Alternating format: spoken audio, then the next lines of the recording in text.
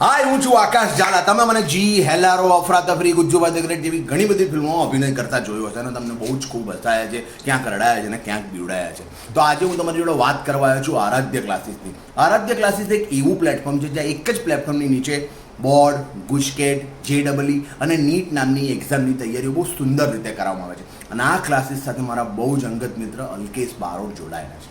તો એમને ખૂબ જ શુભકામનાઓ અને હું તમને બધાને બહુ જ વિનંતી કરું છું કે પ્લીઝ જોઈન आराध्य क्लासेस. हेलो बच्चों, हम लोगों ने chapter number 4 chemical bonding start किया हुआ है। केमिकल बॉन्डिंग के अंदर हम लोगों ने कुछ सिंपल मॉलिक्यूल के लुईस स्ट्रक्चर्स के बारे में लास्ट टाइम हमने समझ लिया था। अब हम कुछ कॉम्प्लेक्स मॉलिक्यूल्स के लुईस डॉट रिप्रेजेंटेशन के बारे में समझने वाले हैं। बच्चों याद रखो, लुईस डॉट रिप्रेजेंटेशन को एक्सप्लेन करने के या ड्रॉ करने के कुछ बेसिक रूल्स हैं। पहले मैं आपको वो रूल समझा देता हूँ, उसके बाद हम कॉम्प्लेक्स मॉलिक्यूल्स का लुईस डॉट रिप्रेजेंटेशन करेंगे। तो देखिए, Lewis dot representation, Lewis dot representation के अंदर हमें कुछ बेसिक चीज़ों को समझना है। जैसे पहला है number of electrons in neutral molecule. पहला है number of electrons in neutral molecule, number of electrons in neutral molecules। तो न्यूट्रल मॉलिक्यूल्स के अंदर जो नंबर ऑफ इलेक्ट्रॉन्स हैं वो कैसे निकाले जाते हैं, तो इसके लिए आप समझिए कि यहाँ पर number of electrons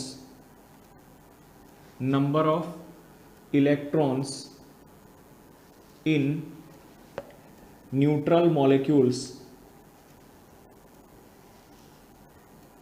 is calculated by adding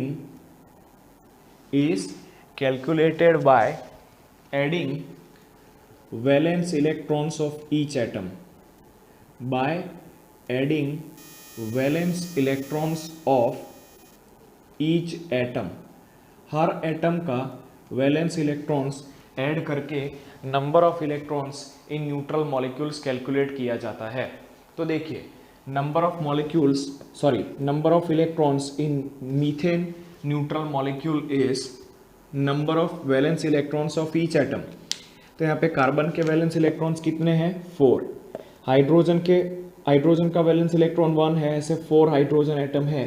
कहने का मतलब total number of electrons in methane would be equal to 8। यहाँ पर जो मीथेन के अंदर टोटल नंबर ऑफ इलेक्ट्रॉन्स हैं they are equal to 4 + 4 which is 8। अब दूसरा जो है that is number of electrons in anion, negative ion या तो anion. Second is number of electrons, that is number of electrons in what you can say negatively charged ion या तो anion, negatively charged ion और anion। तो यहाँ पर negatively charge ion के अंदर अगर आपको नंबर ऑफ इलेक्ट्रॉन्स निकालने हैं तो total number of valence electrons के अंदर जो भी नेगेटिव चार्ज है वो ऐड कर दो। तो इसके लिए क्या होगा, that is equal to total number of valence electrons, total number of valence electrons of each atom plus negative charge present on the ion, plus negative charge present on ion। Ion के ऊपर जो negative charge है वो plus कर दो, तो यहाँ पर आपको number of electrons in negatively charge ion मिल जाएंगे। फॉर एग्जाम्पल अगर हम CO3-2 की बात करें तो यहाँ पर इसके अंदर नंबर ऑफ इलेक्ट्रॉन्स कैलकुलेट करना है तो कैसे करोगे, कार्बन के 4 इलेक्ट्रॉन्स प्लस 3 × 6 मतलब 18, ऑक्सीजन का 18 इलेक्ट्रॉन और ऊपर 2 नेगेटिव चार्ज है मतलब +2, तो ऑल टुगेदर CO3-2 के अंदर 24 इलेक्ट्रॉन्स आएंगे। ठीक है, तो यहाँ पर अगर हम फॉर्मूला लिखें कि number of electrons in negative ion, number of electrons in negative ion, तो this is equal to number of valence electrons of each atom, number of valence electrons of each atom plus number of electrons in negative ion plus number of electrons in negative ion, ठीक है। Negative charge जो भी है, sorry number of number of charge present on या charge present on negative ion. यहाँ पर negative ion के ऊपर जो चार्ज प्रेजेंट है उसको आप प्लस कर लीजिए, जैसे मैंने ऊपर आपको बताया। अब एक थर्ड पॉसिबिलिटी बनता है which is number of electrons in positively charged ions, number of electrons in positively charged ions, ठीक है। number of electrons in positively charged ion, positively charged ion, तो इसके अंदर क्या होगा, तो इसके अंदर this is total number of electrons in या total number of valence electrons in each atom minus positive charge ion, positive charge present on ion, present on ion। यहाँ पर आपको negative charge total number of valence electrons को add करना है और positive charge को यहाँ से आपको निकाल देना है, ठीक है। जैसे मैं आपको एग्जांपल दे दूँ NH4 प्लस का, एग्जांपल है NH4 प्लस का, तो यहाँ पर टोटल नंबर ऑफ इलेक्ट्रॉन्स कितने आएंगे, तो total number of electrons present in valence shell of every atom, nitrogen की वैलेंस शेल में वैलेंस इलेक्ट्रॉन्स कितने हैं, बोलिए 1:2:2 p3 मतलब कि 5, ठीक है, प्लस हाइड्रोजन के 4 माइनस प्लस चार्ज 1 है इसीलिए उसको कट करके -1 लिख दिया, तो 5 + 4 9 -1 मतलब कि यहाँ पर आपका आ जाएगा 8। क्लियर हुआ। तो ये जो है वो लुईस डॉट रिप्रेजेंटेशन के 3 रूल्स हो गए। चौथा, एक बार सब इलेक्ट्रॉन्स हमको मिल जाए उसके बाद डिस्ट्रीब्यूशन ऑफ इलेक्ट्रॉन आता है। एक बार कितने इलेक्ट्रॉन्स आपको डिस्ट्रीब्यूट कर देने हैं वो नंबर मिल जाए, उसके बाद आपको लिखना है distribution of electrons, distribution of electrons. तो डिस्ट्रीब्यूशन ऑफ इलेक्ट्रॉन्स के लिए आप क्या करोगे, बेसिक स्केलेटन ड्रॉ करोगे, ठीक है, बेसिक स्केलेटन ड्रॉ करोगे bye knowing symbol of every element, by knowing symbol of every element, by knowing symbol of every element। Her element का आपको सिंबल मिल जाए तो आप उसका बेसिक स्केलेटन ड्रॉ करोगे। ये जो बेसिक स्केलेटन है ना वो अपने वे में ड्रॉ किया जा सकता है। This basic skeleton is drawn by own way। ये इसको आप अपने ओन वे में स्मार्टली खुद से सोच करके ड्रॉ कर सकते हो और उसके बाद उसके आसपास पोजीशन ऑफ इलेक्ट्रॉन्स आ जाएगा, ठीक है। तो एक बार आपका स्केलेटन ड्रॉ हो जाए फिर पोजीशन ऑफ इलेक्ट्रॉन्स ड्रॉ करना है, ठीक है। तो पोजीशन ऑफ इलेक्ट्रॉन्स के अंदर क्या है, आप एटम को, atom with its symbol is written, atom को उसके सिंबल के साथ लिखा जाता है। Then shared pair is arranged, shared pair of electrons are kept, उसके बाद शेयर पेयर ऑफ इलेक्ट्रॉन्स को रखा जाता है। देन रिमेनिंग इलेक्ट्रॉन्स जो हैं, remaining electrons are either double bond, remaining electrons या तो डबल बॉन्ड या ट्रिपल बॉन्ड हो सकते हैं, या तो फिर लोन पेयर के फॉर्म में प्रेजेंट होते हैं। तो एक बार आपको स्केलेटन मिल गया, आपको एलिमेंट का सिंबल मिल गया, फिर आपको एलिमेंट्स इलेक्ट्रॉन्स को अरेंज करना है। इलेक्ट्रॉन्स को कैसे अरेंज करना है? दो एटम के बीच में एक शेयर्ड पेयर ऑफ इलेक्ट्रॉन रखना है। उसके बाद जो भी इलेक्ट्रॉन बचते हैं उसको या तो डबल बॉन्ड में लगाना है या तो फिर उसको लोन पेयर ऑफ इलेक्ट्रॉन के फॉर्म में रखना है। बराबर। चलो एक एग्जांपल लेते हैं तो आपको चीजें बहुत आसानी से समझ में आ जाएंगी।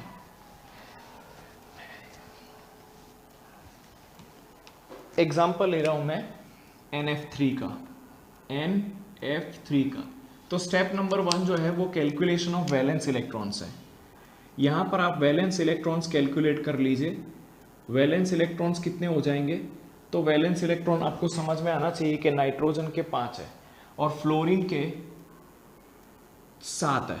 ऐसे 3 फ्लोरीन है, मतलब 7 multiplied by 3 that is 5 plus 21 that is आपको 26 इलेक्ट्रॉन्स को अरेंज करना है। बराबर। कैसे अरेंज करना है? तो ये आपका स्टेप नंबर 1 हो गया वैलेंस इलेक्ट्रॉन्स का।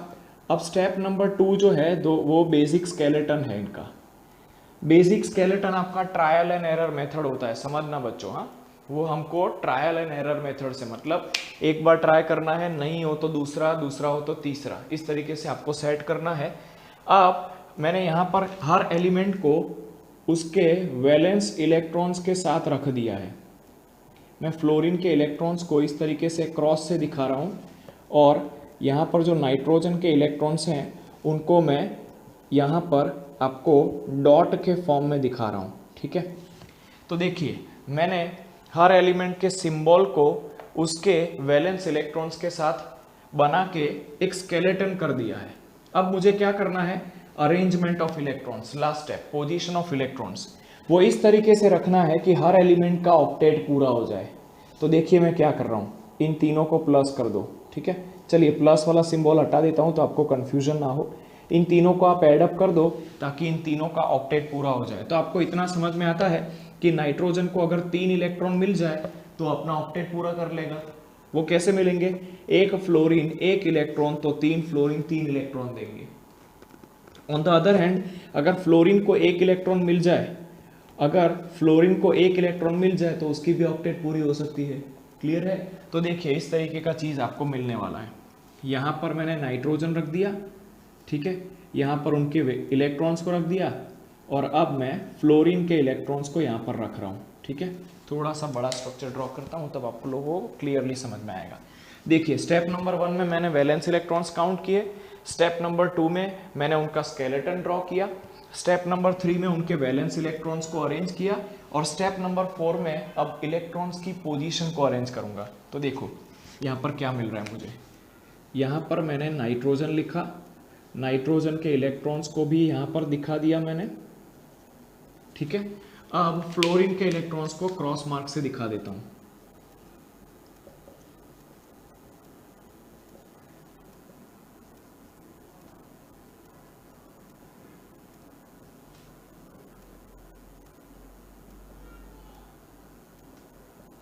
ठीक है।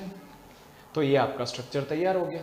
यहाँ पर ये जो शेयर्ड पेयर ऑफ इलेक्ट्रॉन्स है आप ऑक्टेट कंप्लीट होती हुई दिखाई दे रहे हैं सबकी। ठीक है।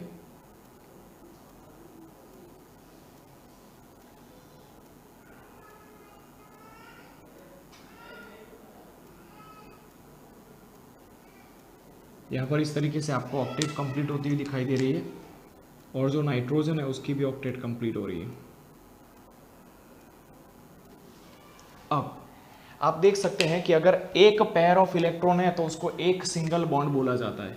तो इसका मतलब ये हुआ कि एक्चुअल स्ट्रक्चर जो है NF3 का वो आपको इस तरीके से मिलेगा। चलिए ये हो गया। उसके बाद जो इलेक्ट्रॉन्स की पेयर इधर रह जाती है that is known as non bonding pair of electrons या तो लोन पेयर ऑफ इलेक्ट्रॉन्स, जिसको मैंने यहाँ पर इस तरीके से रिप्रेजेंट कर दिया है। क्लियर हुआ सब लोगों को? अब हमें कुछ एग्जाम्पल्स देखने हैं जिसके अंदर हम इनके लुईस डॉट स्ट्रक्चर्स और रियल स्ट्रक्चर्स समझेंगे। यहाँ पर दूसरा एग्जाम्पल आपको आ रहा है H2S का। दूसरा जो एग्जाम्पल आ रहा है वो है आपका H2S का। तो देखो यहाँ पर H2S, तो देखो सल्फर जो है वो कौन से ग्रुप का एलिमेंट है, तो सल्फर 15th ग्रुप का एलिमेंट है, मतलब वैलेंस के अंदर कितने इलेक्ट्रॉन्स हैं, 6। अब इतना आपको अभी पता होना चाहिए कि कौन सा एलिमेंट किस ग्रुप का है और उसकी वैलेंस के अंदर कितने इलेक्ट्रॉन्स आएंगे। समझ में आ रहा है ना? अगर ये नहीं पता होगा तो थोड़ा सा चीज़ें मुश्किल हो जाएंगी। क्लियर हो रहा है? बराबर। अगर आपको ना पता हो तो सल्फर का एटॉमिक नंबर आप लिख करके भी उसका इलेक्ट्रॉनिक कन्फिगरेशन पता कर सकते हैं। अगर आपको इलेक्ट्रॉनिक कन्फिगरेशन पता हो गया फिर आप इसका वैलेंस इलेक्ट्रॉन्स इजीली कैलकुलेट कर सकते हैं। मैं सल्फर का एक एग्जांपल आपको समझा देता हूँ, बाकी का you can do. This is 1s2 2s2 2p6 3s2 3p4। तो देख सकते हैं कि यहाँ पर सल्फर के वैलेंस के अंदर 6 इलेक्ट्रॉन्स हैं। कहने का मतलब मैं सल्फर के सिंबल के आसपास 6 इलेक्ट्रॉन्स को रखूंगा। They are the valence electrons of sulphur. अब यहाँ पर आपको पता है कि हाइड्रोजन रखा जाएगा और यहाँ पर हाइड्रोजन रखा जाएगा। तो देखिए मैंने बेसिक स्केलेटन बना दिया। अब हर एलिमेंट के अंदर इलेक्ट्रॉन्स को इस तरीके से अरेंज करना है कि उनकी ऑक्टेट कंप्लीट हो जाए। समझना। तो यहाँ पर आपको पता है कि हाइड्रोजन को 1 इलेक्ट्रॉन मिलेगा तो उसकी ड्यूप्लेट कंप्लीट हो जाएगी। सल्फर को 2 इलेक्ट्रॉन मिलेगा तो उसकी ऑक्टेट कंप्लीट हो जाएगी। यहाँ पर हाइड्रोजन को 1 इलेक्ट्रॉन मिलेगा तो उसकी ड्यूप्लेट कंप्लीट हो जाएगी। तो ये देखना किस तरीके से कंबाइन हो रहे हैं। यहाँ पर सल्फर एटम अपना 1 इलेक्ट्रॉन हाइड्रोजन के साथ शेयर कर लेता है। सल्फर जो है वो अपना 1 इलेक्ट्रॉन यहाँ पर हाइड्रोजन के साथ शेयर कर लेता है। यहाँ पर हाइड्रोजन का ड्यूप्लेट कंप्लीट, वहाँ पर सल्फर का ऑक्टेट कंप्लीट। देखो ठीक है, कैसे पता चला ड्यूप्लेट कंप्लीट हो रहा है? तो देखो इसको अगर मैं सराउंड कर लूँ इस तरीके से तो ये आपका ड्यूप्लेट जो है वो इसका ऑक्टेट जो है वो इसका कंप्लीट हो जाएगा। इधर इसका ये ड्यूप्लेट कंप्लीट हो रहा है और इधर भी इस मॉलिक्यूल का ड्यूप्लेट कंप्लीट हो रहा है। तो इसका एक्चुअल स्ट्रक्चर अगर हम ड्रॉ करने जाएंगे तो वो कुछ इस तरीके से होगा। ठीक है, वो कुछ इस तरीके से दिखेगा। अब याद रखना बच्चों, आगे हम लोग VSEPR थ्योरी पढ़ेंगे, उसके अंदर इसके स्ट्रक्चर को थोड़ा सा चेंज करेंगे। बराबर। उस टाइम पे आप सरप्राइज मत हो जाना कि सर आपने है ना आगे हमें स्ट्रक्चर लीनियर दिखाया था लेकिन अब जो है वो स्ट्रक्चर थोड़ा सा चेंज हो गया है। वो होगा, क्यों होगा वो थ्योरी पढ़ने के बाद आपको समझ में आएगा। फिलहाल थोड़ा सा मेंटली प्रिपेयर रहिएगा। बराबर। जो थर्ड एग्जाम्पल है वो है आपका सिलिकॉन टेट्राक्लोराइड का। थर्ड एग्जाम्पल जो है that is of silicon tetrachloride. तो देखो बच्चों, सिलिकॉन के आसपास यू आर नोइंग कि वो 14 ग्रुप का एलिमेंट होने की वजह से 4 इलेक्ट्रॉन्स हैं। तो बहुत आसानी से क्लोरीन के साथ कंबाइन हो सकता है। क्यों? क्योंकि क्लोरीन को 1 ही इलेक्ट्रॉन चाहिए अपनी ऑक्टेट कंप्लीट करने के लिए। ठीक है, और सिलिकॉन को 4 इलेक्ट्रॉन्स चाहिए अपनी ऑक्टेट कंप्लीट करने के लिए। तो यहाँ पे सिलिकॉन इसको अपना 1 इलेक्ट्रॉन दे देता है, क्लोरीन अपना ऑक्टेट पूरा कर लेता है। ऐसे 4 क्लोरीन के साथ कंबाइन होकर सिलिकॉन भी 4 इलेक्ट्रॉन्स को अटेन कर लेता है और अपना ऑक्टेट जो है वो कंप्लीट कर लेता है कुछ इस तरीके से। देखिए यहाँ पर 1 इलेक्ट्रॉन इसका भी, यहाँ पर एक इस तरह का इलेक्ट्रॉन इस तरीके से आएगा। ठीक है, यहाँ पर भी क्लोरीन को रख देते हैं। अब इसको अगर हम बॉन्डिंग स्टेट में रखें तो क्या होगा? तो यहाँ पर सिलिकॉन का 1 इलेक्ट्रॉन और 1 इलेक्ट्रॉन जो है वो हैलोजन का आएगा, दैट इज क्लोरीन का। ठीक है, बस बाकी का अरेंज कर दो।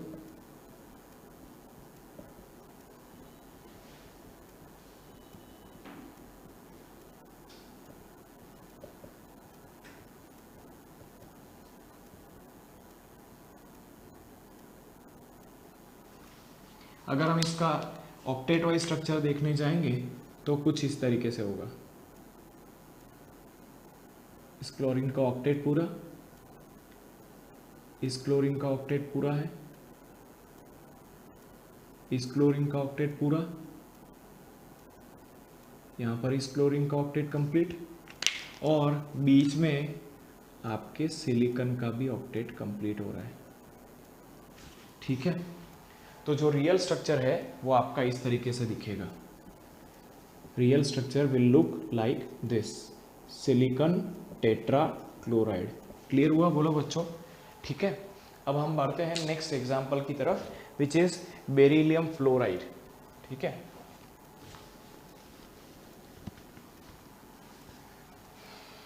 Fourth example is beryllium fluoride. Lithium beryllium, beryllium का वैलेंसी हो जाएगा 2। ठीक है, बेरिलियम का वैलेंसी जो है वो 2 हो जाएगा। ये एक एक्सेप्शनल केस है, बट फिर भी यहाँ पर हम डिस्कस कर लेते हैं।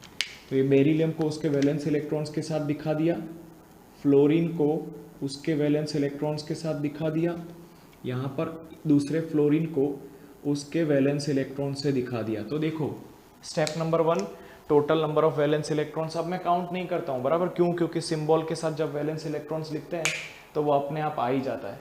तो एलिमेंट्स को उनके वैलेंस इलेक्ट्रॉन्स के साथ लिख दिया, उनको एक स्केलेटन में ड्रॉ कर लिया। अब इनको इस तरीके से रख दो कि सबकी ऑक्टेट पूरी हो जाए।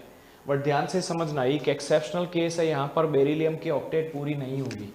ठीक है, देखना ध्यान से, यहाँ पर बेरिलियम, फ्लोरीन, फ्लोरीन। तो समझो यहाँ पर बेरिलियम ने एक एक इलेक्ट्रॉन डोनेट कर लिया, बाकी के इलेक्ट्रॉन है फ्लोरीन के। ठीक है, तो यहाँ पर ऐसा होने से कम फ्लोरीन को फ़ायदा हो गया, फ्लोरीन की ऑक्टेट पूरी हो गई, लेकिन बेरिलियम की नहीं हो पाई। देखो, ठीक है, यहाँ पर बेरिलियम की ऑक्टेट कंप्लीट नहीं हो पाई है, बाकी यहाँ पर फ्लोरीन की जो ऑक्टेट है वो कंप्लीट हो गई है। बराबर, ये आपका डेफिशिएंट ऑक्टेट का एग्जाम्पल है। आगे हम ऑक्टेट रूल के जो लिमिटेशंस पढ़ेंगे उसके अंदर इसको डिस्कस करेंगे। चलिए, अब एक एनायन आ रहा है विच इज कार्बोनेट -2। ठीक है, CO3 -2, CO3 -2। तो इसके अंदर हमें total number of electrons count करना है। तो टोटल इलेक्ट्रॉन्स कितने आएंगे? तो total electrons is equal to number of valence electrons of every atom, number of valence electrons of each atom.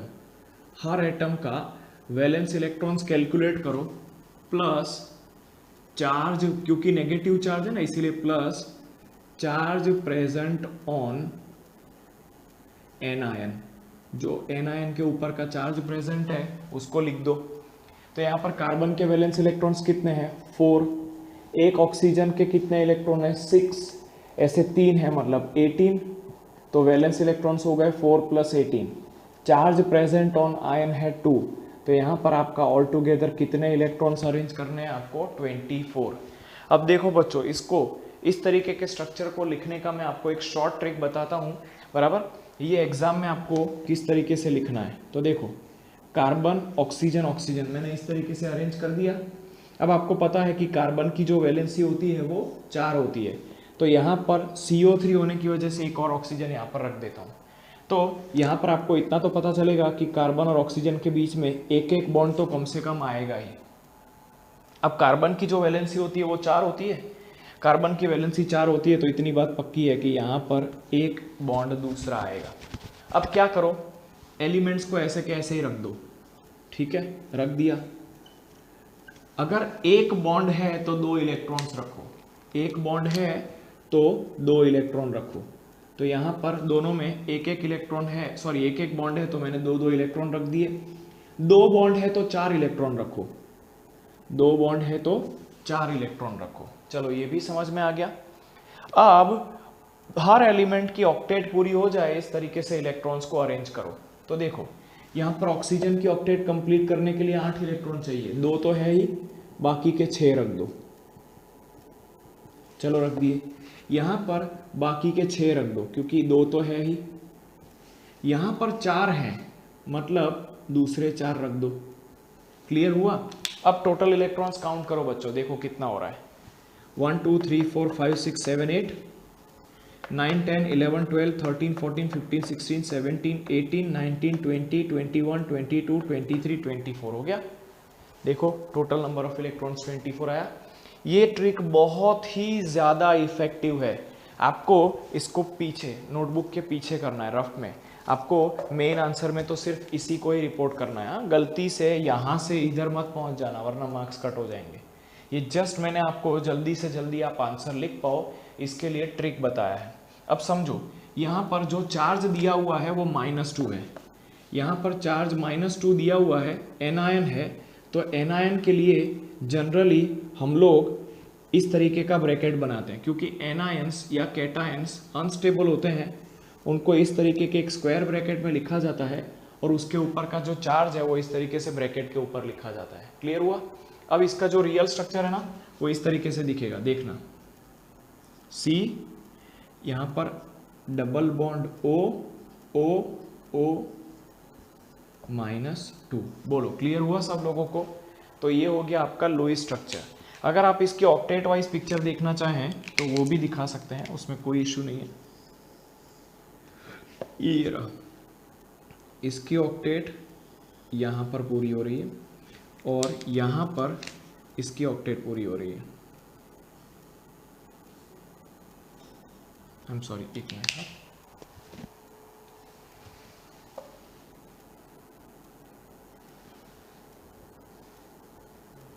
यहाँ पर इसकी भी ऑक्टेट पूरी हो रही है, ठीक है, यहाँ पर इसकी भी ऑक्टेट पूरी हो रही है। तो इस तरीके से आप ऑक्टेट का और रियल बॉन्ड पिक्चर का रिप्रेजेंटेशन जो है वो ड्रॉ कर सकते हो। चलो बढ़ते हैं आगे।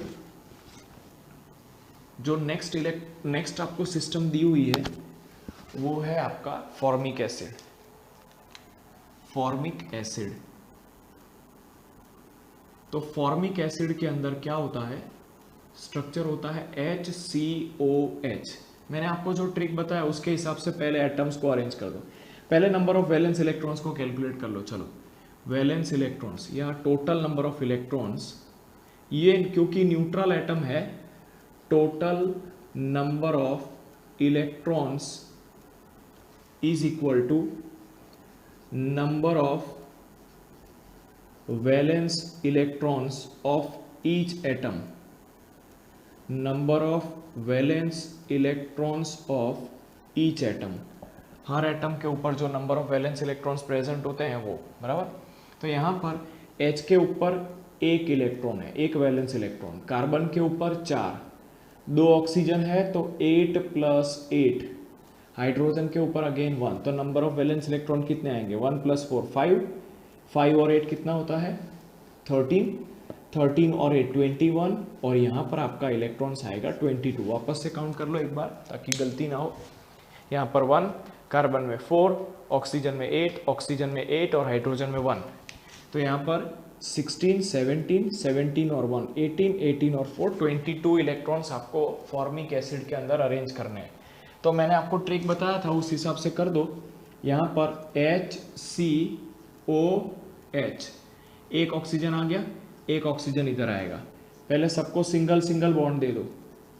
अब इतना समझ में आ रहा है कि यहाँ पर कार्बन की एक वैलेंसी पूरी नहीं हो रही है, क्योंकि कार्बन की वैलेंसी 4 होती है, मतलब वो 4 बॉन्ड बनाता है।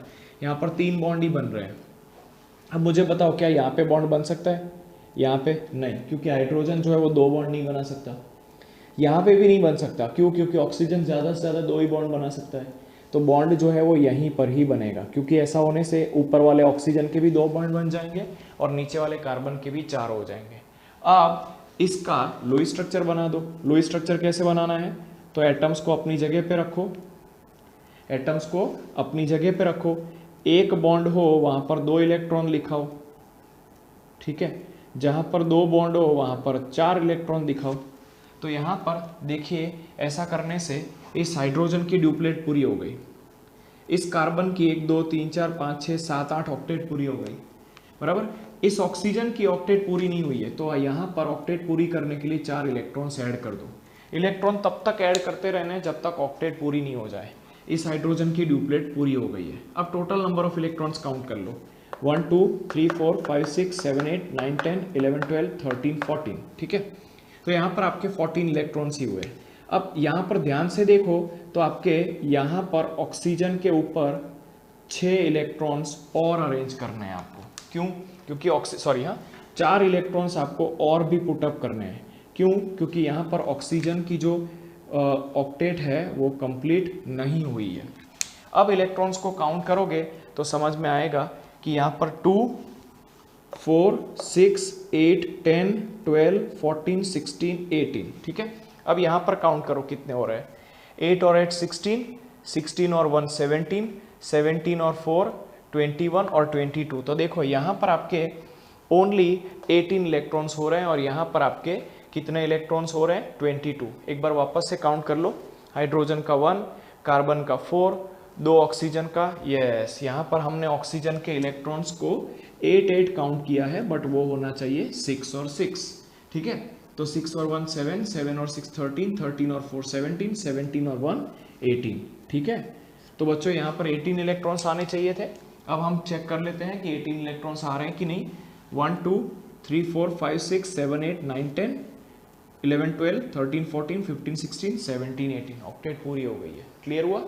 अब देखो इसका अगर ऑक्टेट वाला पिक्चर ड्रॉ करना चाहो तो ठीक बात है, अदरवाइज यहाँ पर जो रियल स्ट्रक्चर है वो कुछ इस तरीके से दिखेगा, ठीक है। ऊपर आपकी लोन पेयर ऑफ इलेक्ट्रॉन आएगी, यहाँ पर कुछ इस तरीके से। क्लियर हुआ। तो ये जो है वो आपका लुईस और लुईस डॉट स्ट्रक्चर, और ये जो है वो आपका रियल स्ट्रक्चर जो है मॉलिक्यूल का रिप्रेजेंट करता है, बराबर। अब हमें कुछ मॉलिक्यूल्स और आयंस के फर्दर एग्जाम्पल देखने हैं, जो मैं आप लोगों को in the form of homework दे रहा हूँ, बराबर। ये आपको होमवर्क के अंदर नोटबुक में अपने करना है, बराबर। अगर कहीं पर भी कंफ्यूजन या डाउट लगे तो आपको मुझे बताना है, बराबर। जो पहला स्ट्रक्चर है दैट इज हाइड्रोजन। जो पहला स्ट्रक्चर है वो है हाइड्रोजन। दूसरा स्ट्रक्चर जो है वो है आपका O2। तीसरा स्ट्रक्चर जो है दैट इज O3, ओजोन, बराबर। चौथा स्ट्रक्चर जो है वो है NF3। Fifth structure is CO3-2, बराबर। और जो सिक्स्थ स्ट्रक्चर है वो है HNO3। अब इसमें से मैं आपको O3 करा देता हूँ, बराबर। O3 जो है वो थोड़ा सा ट्रिकी है, इसीलिए मैं आपको करा देता हूँ, बराबर। तो देखो O3 में क्या है, O3 में वैलेंस इलेक्ट्रॉन्स काउंट कर लो तो दिस इज 3 मल्टीप्लाइड बाय 6 मतलब 18, ठीक है। अब यहाँ पर ऑक्सीजन रखो, यहाँ पर ऑक्सीजन और यहाँ पर ऑक्सीजन, तो देखो एक बॉन्ड तो इधर बनेगा, एक बॉन्ड इधर बनेगा, ठीक है। अब लुईस स्ट्रक्चर जो है उसका बनाने का ट्राई करते हैं, ठीक है। समझने का ट्राई कीजिएगा। यहाँ पर ऑक्सीजन, उसका 6 इलेक्ट्रॉन, बराबर। यहाँ पर एक ऑक्सीजन, उसका 6 इलेक्ट्रॉन, ठीक है। यहाँ पर एक ऑक्सीजन और उसका 6 इलेक्ट्रॉन्स, ठीक है। सब ऑक्सीजन को 2-2 इलेक्ट्रॉन्स की ज़रूरत है, बराबर। तो यहाँ पर ये ऑक्सीजन और ये ऑक्सीजन अपने साथ 2-2 इलेक्ट्रॉन्स का शेयरिंग कर लेंगे, ठीक है। 2 इलेक्ट्रॉन्स का शेयरिंग करने के बाद इन लोगों के पास, समझना, ये ऑक्सीजन और ये ऑक्सीजन, इसको मैं 1 दे देता हूँ, इसको 2 दे देता हूँ, इसको 3 दे देता हूँ। तो 1 और 2 जो है वो 2-2 इलेक्ट्रॉन्स शेयर कर लेते हैं। 2-2 इलेक्ट्रॉन्स शेयर करते हैं, इसका मतलब यहाँ पर इस तरीके का चीज़ जो है वो रहेगा। अब यहाँ पर ये जो ऑक्सीजन एटम है वहाँ पर जो ऑक्टेट है वो कंप्लीट नहीं हो रही है, ठीक है। जस्ट अ सेकेंड, इसको थोड़ा कलरफुल रिप्रेजेंट करते हैं तो समझ में आ जाएगा आपको आसानी से। यहाँ पर ये ऑक्सीजन और इस ऑक्सीजन के बीच में इस तरीके से 2-2 इलेक्ट्रॉन्स शेयर हुए हैं। इसने भी 2 इलेक्ट्रॉन शेयर किए क्योंकि इसको भी 2 इलेक्ट्रॉन की ज़रूरत थी, इसको भी 2 इलेक्ट्रॉन की ज़रूरत थी, तो इन दोनों ने 2-2 इलेक्ट्रॉन शेयर कर लिए। फिर यहाँ पर इनके पास इस तरीके से 2 लोन पेयर ऑफ इलेक्ट्रॉन बच गई, इसके पास भी इस तरीके से 2 लोन पेयर ऑफ इलेक्ट्रॉन बच गई। अब यहाँ पर ये बेचारा ऑक्सीजन जो है वो बाकी रह गया ऐसा का ऐसा ही, बराबर। इसकी ऑक्टेट कंप्लीट होने में 2 इलेक्ट्रॉन रह गए। तो ये ऑक्सीजन क्या करता है, ये ऑक्सीजन अपने दोनों इलेक्ट्रॉन जो लोन पेयर के फॉर्म में प्रेजेंट है ना, वो दोनों के दोनों इसको डोनेट कर देता है। ये बोलेगा मेरे पास तो लोन पेयर ऑफ इलेक्ट्रॉन ऐसे ही पड़ी हुई है, तू लेके जा, तेरा काम हो जाएगा। तो ये जो 2 इलेक्ट्रॉन्स हैं वो यहाँ पर आ जाते हैं लाइक दिस, ठीक है। मतलब कि दोनों के दोनों इलेक्ट्रॉन्स जो है वो कौन डोनेट कर रहा है, यहाँ पर अकेला ऑक्सीजन। इसको थोड़ा सा बेटर वे में रिप्रेजेंट करते हैं। पहले जो स्ट्रक्चर था वो कुछ इस तरीके से था कि यहाँ पर 2 लोन पेयर ऑफ इलेक्ट्रॉन इस तरीके से पड़ी हुई थी, ठीक है। अब इस ऑक्सीजन के पास इस तरीके से 6 इलेक्ट्रॉन्स थे। ये जो 2 इलेक्ट्रॉन्स हैं, ये जो 2 इलेक्ट्रॉन्स वो इधर आ जाते हैं। तो जो नया स्ट्रक्चर बनेगा वो कैसे दिखेगा, देखो नया स्ट्रक्चर जो है वो यहाँ पर ड्रॉ करूँ तो ये ऑक्सीजन और ये ऑक्सीजन, बराबर। यहाँ पर आपके 4 इलेक्ट्रॉन्स थे, ठीक है। इन दोनों, इसकी तो 2 लोन पेयर ऑफ इलेक्ट्रॉन सलामती है, इसके पास 4 इलेक्ट्रॉन थे या 2 इलेक्ट्रॉन की पेयर थी, उसमें से 2 इधर आ जाएगी, ठीक है। 2 जो है वो एक इलेक्ट्रॉन की पेयर या 2 इलेक्ट्रॉन जो है वो इधर आ जाएंगे, और ऑक्सीजन के पास जो 6 इलेक्ट्रॉन्स हैं वो इस तरीके से रहेंगे। कहने का मतलब जो नया स्ट्रक्चर है वो इस तरीके से दिखेगा, O double bond O। Clear हुआ? ये आपका स्ट्रक्चर आ गया ओजोन का। ये किसका स्ट्रक्चर आया? आपका ओजोन का। क्लियर हुआ? ठीक है। बाकी के जो स्ट्रक्चर्स हैं वो आपको होमवर्क के अंदर नोटबुक में आपके करने के हैं। चलिए बढ़ते हैं आगे। यहाँ पर आपको कुछ मॉलिक्यूल्स जो हैं कॉम्प्लेक्स वाले, उनका स्केलेटल स्ट्रक्चर ड्रॉ करने का बोला है। पहला जो स्ट्रक्चर आपको दिया है वो है acetic acid. Acetic acid CH3COOH, ठीक है। तो मैंने जो ट्रिक बताया था वही का वही आपको लिखना है। स्ट्रक्चर बनाने का ट्राई करो, CHHC, ये समझ में आ गया?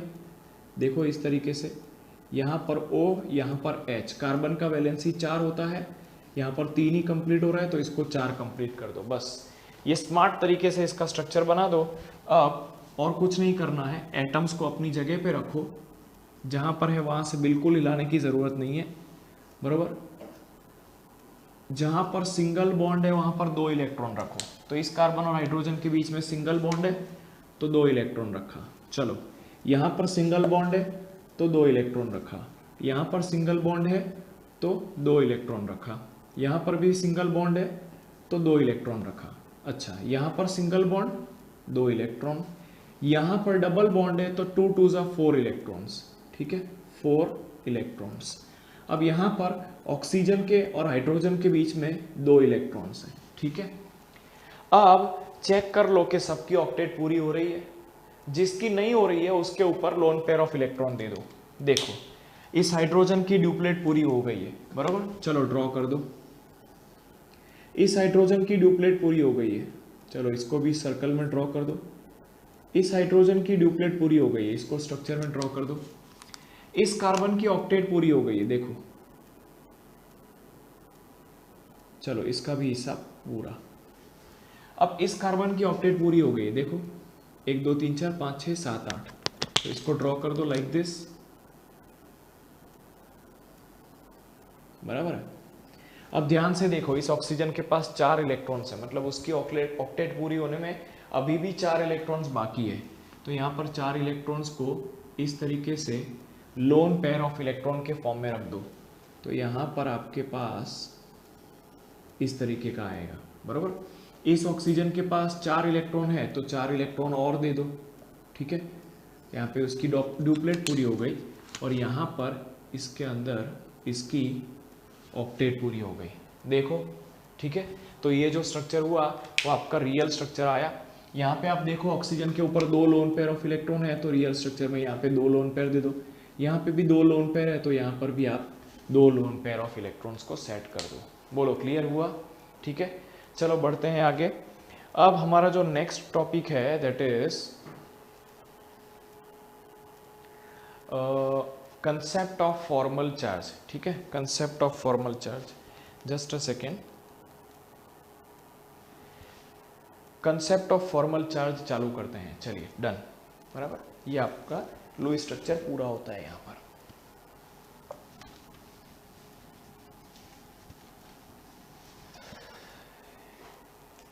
कोई यहाँ पर नेक्स्ट टॉपिक जो आ रहा है वो है कंसेप्ट ऑफ फॉर्मल चार्ज।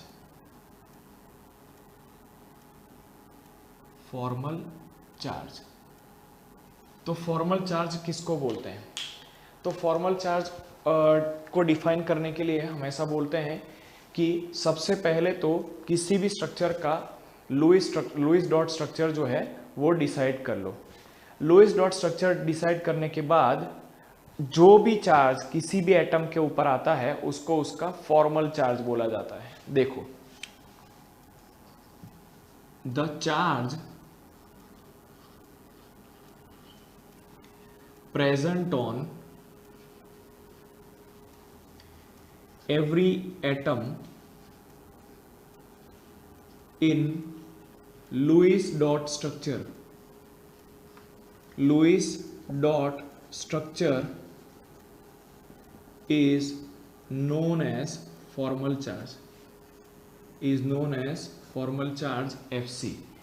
किसी भी मॉलिक्यूल का लुईस डॉट स्ट्रक्चर बनाने के बाद जो एवरी एटम के ऊपर चार्ज आता है उसको उसका फॉर्मल चार्ज जो है वो बोला जाता है। ठीक है, अगर किसी एटम ने इलेक्ट्रॉन गेन किया है, इफ किसी इलेक्ट्रॉन ने या किसी भी एलिमेंट के वैलेंस इलेक्ट्रॉन के अंदर इलेक्ट्रॉन्स ऐड होते हैं, ठीक है, देखो समझो, if an electron is gained by an element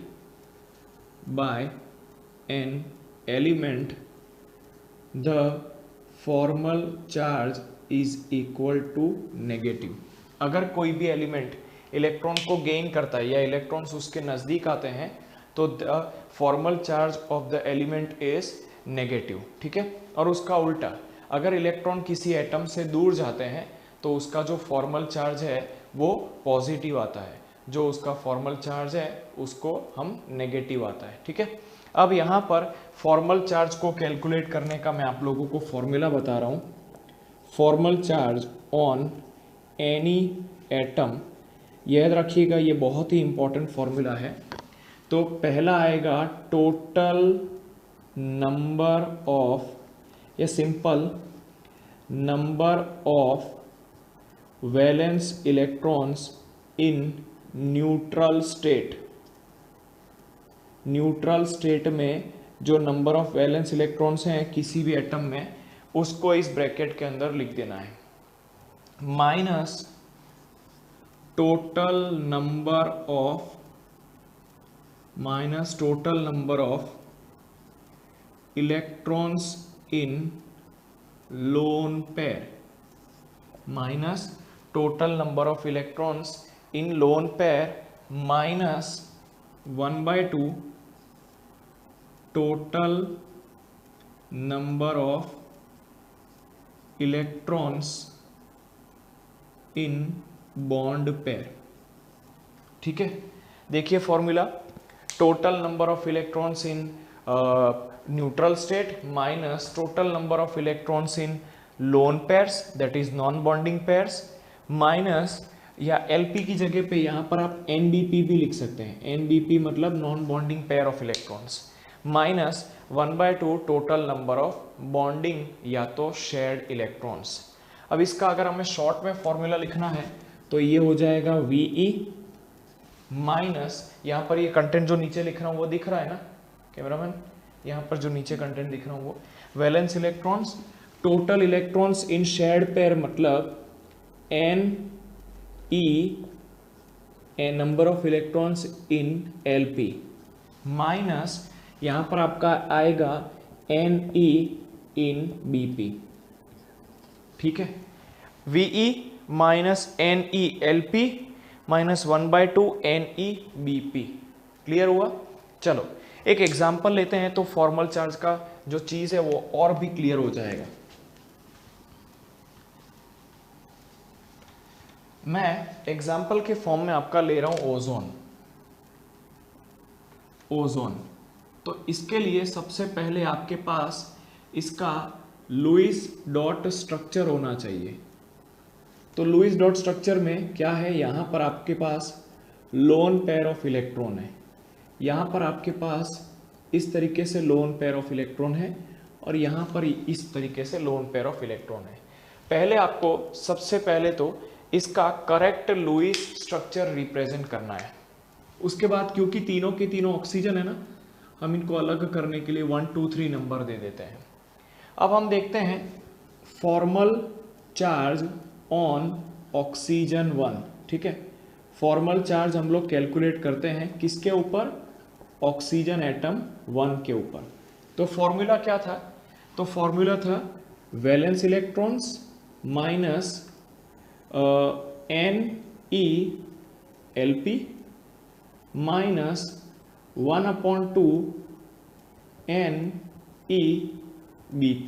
ठीक है, valence electrons in the neutral state, याद रखो वर्ड इंपॉर्टेंट है, neutral state, minus number of electrons in lone pair minus 1/2 number of electrons in bond pair.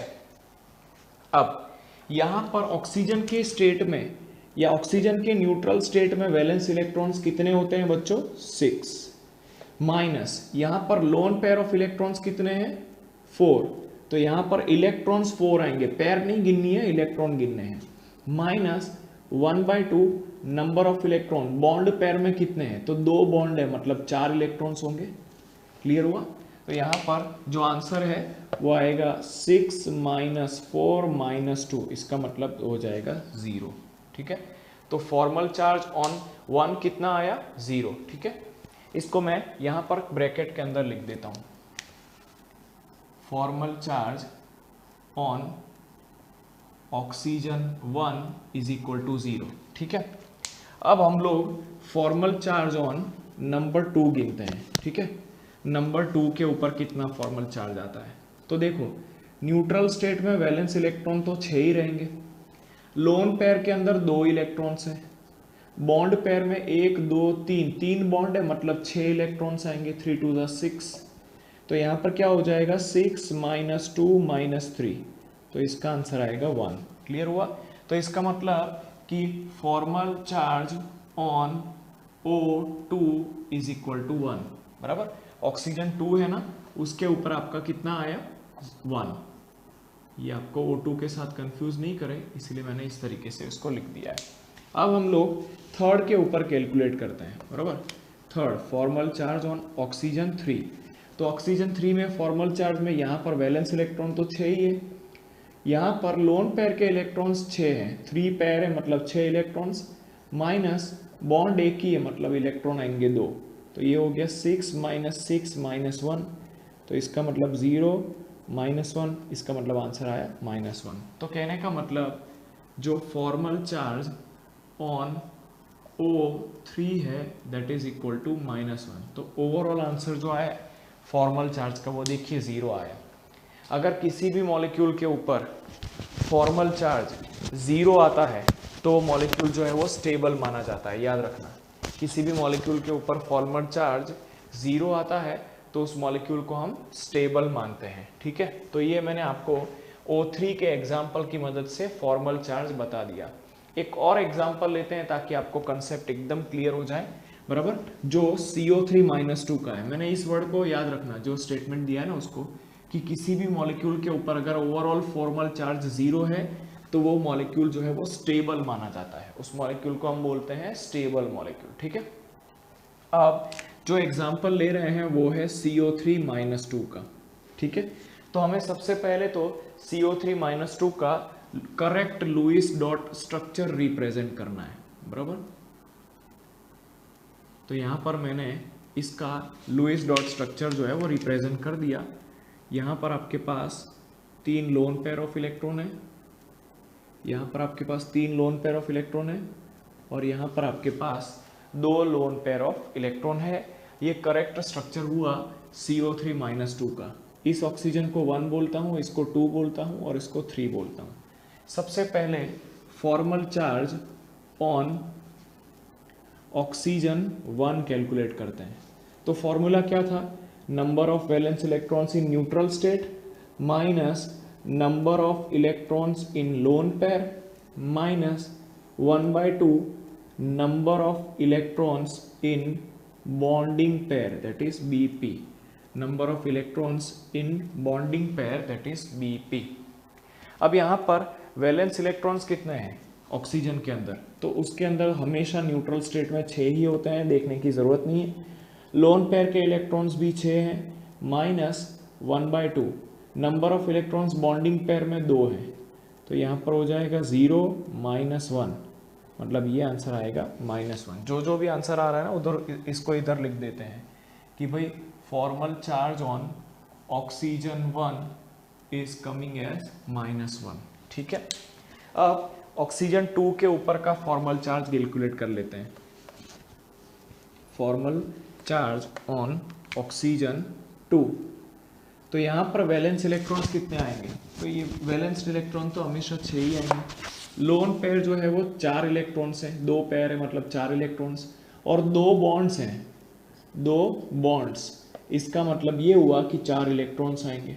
ठीक है, तो 6 - 4 2 - 2 मतलब यहाँ पर आपका आ रहा है 0। तो फॉर्मल चार्ज ऑन ऑक्सीजन 2 कितना आ रहा है? On oxygen 2 is equal to 0। चलिए अब थर्ड नंबर के ऑक्सीजन के ऊपर कैलकुलेट करते हैं। फॉर्मल चार्ज ऑन ऑक्सीजन 3, तो यहाँ पर जो वैलेंस इलेक्ट्रॉन्स हैं वो आपके अगेन 6 हो जाएंगे, लोन पेयर के जो इलेक्ट्रॉन्स हैं वो 6 हो जाएंगे, और बॉन्ड पेयर एक ही बॉन्ड है तो 2 इलेक्ट्रॉन्स आएंगे। तो ये हो जाएगा 6 - 6 0 -1। तो इसका मतलब ये हुआ कि थर्ड नंबर के ऊपर वापस से -1 चार्ज आएगा on O3 is equal to -1। चलिए तीनों ऑक्सीजन का हिसाब हो गया। अब बात करते हैं कार्बन की। ठीक है, फॉर्मल चार्ज ऑन कार्बन, तो कार्बन के वैलेंस इलेक्ट्रॉन्स कितने होते हैं? 4, बराबर। यहाँ पर लोन पेयर ऑफ इलेक्ट्रॉन तो कोई भी है ही नहीं, 0। 4 बॉन्ड बना रहा है मतलब यहाँ पर 8 इलेक्ट्रॉन्स आएंगे। ठीक है, तो इसका मतलब 4 - 4, इसका मतलब ये हुआ कि यहाँ पे आएगा 0। तो फॉर्मल चार्ज ऑन कार्बन जो है वो 0 आ गया। फॉर्मल चार्ज ऑन कार्बन जो है वो 0 हो गया। अब देखो मैंने आपको लास्ट न्यूमेरिकल में चारों के चारों एटम्स का हमने फॉर्मल चार्ज कैलकुलेट कर लिया है। अब मैंने आपको लास्ट न्यूमेरिकल के अंदर ऐसा बोला था कि किसी भी मॉलिक्यूल के ऊपर अगर फॉर्मल चार्ज 0 हो रहा हो तो वो स्टेबल है। अब क्वेश्चन आता है कि 0 ना हो रहा हो तो अगर 0 ना हो रहा हो तो वो मॉलिक्यूल अनस्टेबल है और एग्जिस्ट नहीं करेगा। देखो यहाँ पर कार्बोनेट के ऊपर ओवरऑल जो चार्ज आ रहा है ना, दैट इज इक्वल टू -2। यहाँ पर कार्बोनेट के ऊपर जो ओवरऑल चार्ज आ रहा है वो -2 है, मतलब कार्बोनेट आयन जो है वो इंडिविजुअली एग्जिस्ट नहीं करता है, ये अनस्टेबल है। क्लियर हुआ? अब मैं आप लोगों को एक एग्जाम्पल होमवर्क के फॉर्म में दे रहा हूँ। इसका आपको फॉर्मल चार्ज हर एटम का कैलकुलेट करके बताना है। सबसे पहले तो इसका लुईस डॉट स्ट्रक्चर बनाओगे। लुईस डॉट स्ट्रक्चर बनाने के बाद हर एक एलिमेंट जो भी इसके अंदर प्रेजेंट है उसका आप लोग फॉर्मल चार्ज कैलकुलेट करोगे और होमवर्क में अपनी कॉपी के अंदर लिखोगे। देखो बच्चों, आज के कंटेंट के अंदर हम लोग यहाँ तक रखते हैं, रेस्ट ऑफ द चीज़ों को नेक्स्ट टाइम कवर करने का ट्राई करेंगे। तब तक के लिए आराध्या क्लासेस के चैनल को लाइक और सब्सक्राइब ज़रूर कीजिएगा, और अगर आपको कंटेंट अच्छा लगा हो तो कमेंट भी ज़रूर कीजिएगा। Thank you very much, bye bye. Hello, મારું નામ છે મયુર ચૌહાણ. તમે મને છેલ્લો દિવસ અને કરસનદાસ પેઇન્ડ્યુઝ જેવી ગુજરાતી ફિલ્મમાં અભિનય કરતા જોયો હશે. અત્યારે વાત કરવી છે આરાધ્યા ક્લાસીસની, જ્યાં બોર્ડ, ગુજકેટ, JEE અને નીટ જેવી એક્ઝામની તૈયારીઓ એક જ જગ્યા પર થાય છે. અને આરાધ્યા ક્લાસીસ સાથે મારા મિત્ર છે અલ્કેશ બારોટ, એ જોડાયેલા છે. તો એમને ખૂબ ખૂબ શુભકામનાઓ અને join Aaradhya classes. Thank you.